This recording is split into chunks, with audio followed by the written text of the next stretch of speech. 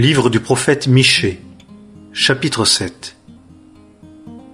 Malheur à moi, car je suis comme quand on a fait la cueillette des fruits d'été, comme les grappillages lors de la vendange. Pas une grappe de raisin à manger, aucun fruit précoce que mon âme désirait. L'homme pieux a disparu du pays, et il n'y a pas de gens droits parmi les hommes. Tous, ils se placent aux embûches pour verser le sang. Ils font la chasse chacun à son frère avec un filet. Les deux mains sont prêtes au mal, afin de le bien faire. Le prince exige, et le juge est là pour une récompense. Et le grand exprime l'avidité de son âme, et ensemble, ils trament la chose. Le meilleur d'entre eux est comme une ronce, le plus droit, pire qu'une haie d'épines. Le jour de tes sentinelles et de ta visitation est arrivé. Maintenant sera leur confusion. N'ayez pas de confiance en un compagnon, ne vous fiez pas à un ami. Garde les portes de ta bouche devant celle qui couche dans ton sein. Car le fils flétrit le père, la fille s'élève contre sa mère, la belle-fille contre sa belle-mère. Les ennemis d'un homme sont les gens de sa maison. Mais moi, je regarderai vers l'Éternel, je m'attendrai au Dieu de mon salut. Mon Dieu m'écoutera. Ne te réjouis pas sur moi, mon ennemi. Si je tombe, je me relèverai. Si je suis assise dans les ténèbres, l'Éternel sera ma lumière. Je supporterai l'indignation de l'Éternel, car j'ai péché contre lui. Jusqu'à ce qu'il prenne en main ma cause et me fasse droit. Il me fera sortir à la lumière. Je verrai sa justice. Et mon ennemi le verra, et la honte la couvrira. Elle qui me disait « Où est l'Éternel ton Dieu ?» Mes yeux la verront. Maintenant, elle sera foulée comme la boue des rues. Au jour où tes murs doivent se bâtir, ce jour-là, la limite établie sera reculée. Ce jour-là, on viendra jusqu'à toi, depuis la Syrie et les villes de l'Égypte, et depuis l'Égypte jusqu'au fleuve, et de mer à mer, et de montagne en montagne. Mais le pays sera une désolation, à cause de ses habitants, pour le fruit de leurs actions. Paie ton peuple avec ton bâton, le troupeau de ton héritage qui demeure seul dans la forêt, au milieu du Carmel, qu'il paisse en Basan et en Galaad, comme au jour d'autrefois. Comme au jour où tu sortis du pays d'Égypte, je lui ferai voir des choses merveilleuses. Les nations verront et seront confondues à cause de toute leur puissance. Elles mettront la main sur la bouche, leurs oreilles seront sourdes. Elles lécheront la poussière comme le serpent. Comme les bêtes rampantes de la terre, elles sortiront en tremblant de leur lieu caché.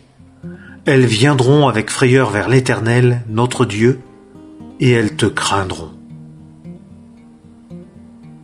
Qui est un Dieu comme toi, pardonnant l'iniquité, et passant par-dessus la transgression du reste de son héritage? Il ne gardera pas à perpétuité sa colère, parce qu'il prend son plaisir en la bonté.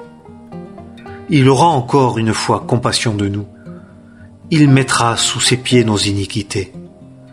Et tu jetteras tous leurs péchés dans les profondeurs de la mer.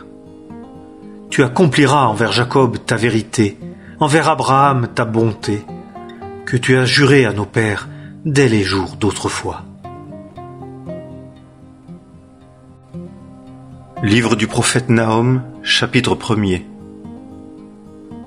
L'oracle touchant Ninive, livre de la vision de Nahum l'Elkoshite. C'est un Dieu jaloux et vengeur que l'Éternel. L'Éternel est vengeur et plein de furie.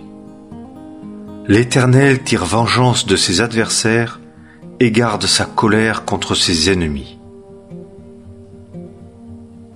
L'Éternel est lent à la colère et grand en puissance, et il ne tiendra nullement le coupable pour innocent. L'Éternel, son chemin est dans le tourbillon et dans la tempête, et la nue est la poussière de ses pieds.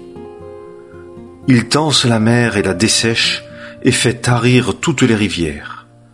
Basan et le Carmel languissent et la fleur du Liban languit. Les montagnes tremblent devant lui et les collines se fondent.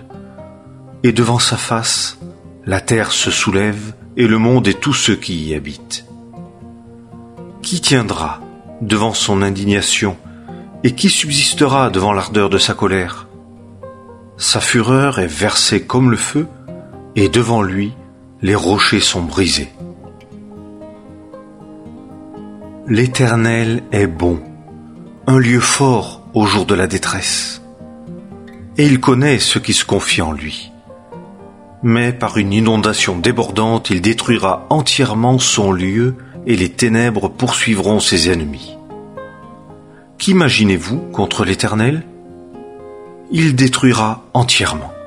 La détresse ne se lèvera pas deux fois. Quand même ils sont comme des ronces entrelacées, et comme ivres de leur vin, ils seront dévorés comme du chaume sec entièrement. De toi est sorti celui qui imagine du mal contre l'Éternel, un conseiller de Bélial.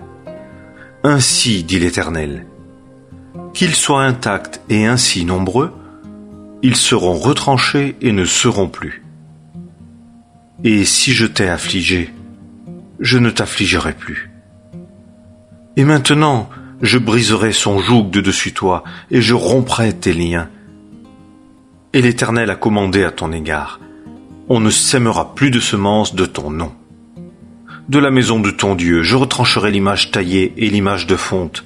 Je préparerai ton sépulcre, car tu es vil. Voici sur les montagnes les pieds de celui qui apporte de bonnes nouvelles, de celui qui annonce la paix. Juda, célèbre tes fêtes, acquitte tes vœux, car le méchant ne passera plus par toi, il est entièrement retranché. Livre du prophète Nahum, chapitre 2. Celui qui brise est monté contre toi. Garde la forteresse, surveille le chemin, fortifie tes reins, affermis beaucoup ta puissance. Car l'Éternel a ramené la gloire de Jacob comme la gloire d'Israël. Car ceux qui dépouillent les ont dépouillés et ont gâté leur sarment. Le bouclier de ces hommes forts est teint en rouge. Les hommes vaillants sont vêtus d'écarlate. L'acier fait étinceler les chars au jour où ils se préparent, et les lances de cyprès sont brandies. Les chars s'élancent avec furie dans les rues, ils se précipitent sur les places, leur apparence est comme des torches, ils courent comme des éclairs. Ils pensent à ces vaillants hommes, ils trébuchent dans leur marche, ils se hâtent vers la muraille, et l'abri est préparé. Les portes des fleuves sont ouvertes, et le palais s'effondre. C'est arrêté. Elle sera mise à nu, elle sera emmenée, et ses servantes gémiront comme la voix des colombes en se frappant la poitrine. Or, dès le jour où elle exista, Ninive a été comme une mare d'eau. Mais il fuit. Arrêtez, arrêtez! Mais personne ne se retourne. Pillez l'argent, pillez l'or. Il n'y a pas de fin au splendide arroi de toutes sortes d'objets d'agrément. Elle est vidée et dépouillée et dévastée. Et le cœur se fond et les genoux sont tremblants et une poignante douleur est dans tous les reins et tous les visages pâlissent. Où est le repère des lions et le lieu où se repaissaient les lionceaux, où se promenait le lion, la lionne et le petit du lion sans que personne les effrayât? Le lion déchirait suffisamment pour ses petits, et étranglait pour ses lionnes, et remplissait de proies ses antres, et de bêtes déchirées ses repères.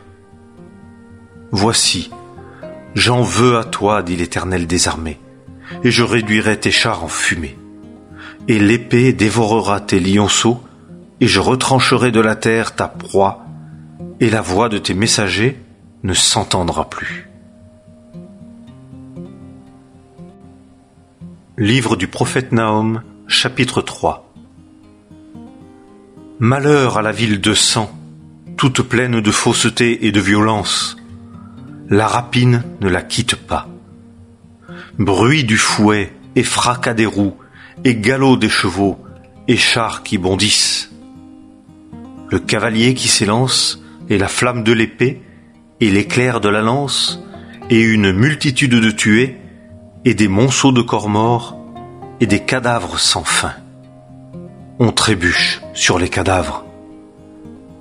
À cause de la multitude des prostitutions de la prostituée attrayante, enchanteresse, qui vend les nations par ses prostitutions et les familles par ses enchantements, voici, j'en veux à toi, dit l'Éternel des armées, et je relèverai les pans de ta robe sur ton visage, et je montrerai aux nations ta nudité, et au royaume ta honte. Et je jetterai sur toi des ordures, et je t'avilirai, et je te donnerai en spectacle. Et il arrivera que tous ceux qui te verront fuiront loin de toi et diront « Ninive est dévastée. » Qui la plaindra? D'où te chercherai-je des consolateurs? Es-tu meilleur que nos Hamon qui habitaient sur les canaux, des eaux autour d'elle? Elle qui avait la mer pour rempart, la mer pour sa muraille. L'Éthiopie était sa force, et l'Égypte, et il n'y avait pas de fin. Put et les Libyens étaient parmi ceux qui l'aidaient. Elle aussi fut emmenée et s'en alla en captivité. Ses petits-enfants aussi furent écrasés au coin de toutes les rues. On jeta le sort sur ces hommes honorables, et tous ces grands furent liés de chaînes. Toi aussi tu seras enivré, tu seras caché. Toi aussi tu chercheras un lieu fort devant l'ennemi. Toutes tes forteresses sont comme des figuiers avec leurs premières figues. Si on les secoue, elles tombent dans la bouche de celui qui les mange. Voici, ton peuple au-dedans de toi est comme des femmes. Les portes de ton pays sont grandes ouvertes à tes ennemis. Le feu dévore tes barres. Puise de l'eau pour le siège, fortifie tes lieux forts, entre dans la glaise et foule l'argile, répare le four à briques. Là, le feu te dévorera, l'épée te détruira. Elle te dévorera comme l'Iélec. Multiplie-toi comme l'Iélec, multiplie-toi comme la sauterelle. Tu as augmenté le nombre de tes marchands plus que les étoiles des cieux. L'Iélec se répand puis s'envole. Tes hommes d'élite sont comme les sauterelles, et tes capitaines sont comme une nuée de gobes qui campent dans les haies au frais du jour. Le soleil se lève, ils s'envolent, et on ne connaît pas le lieu où ils sont.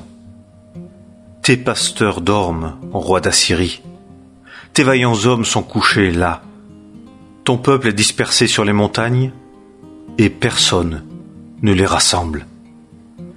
Il n'y a pas de soulagement à ta blessure.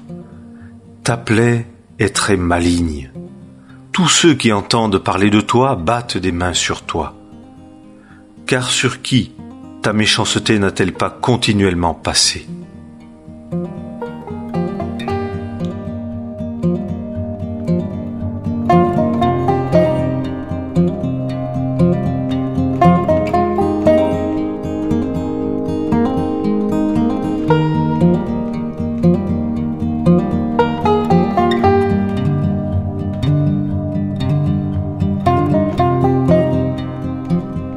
Thank you.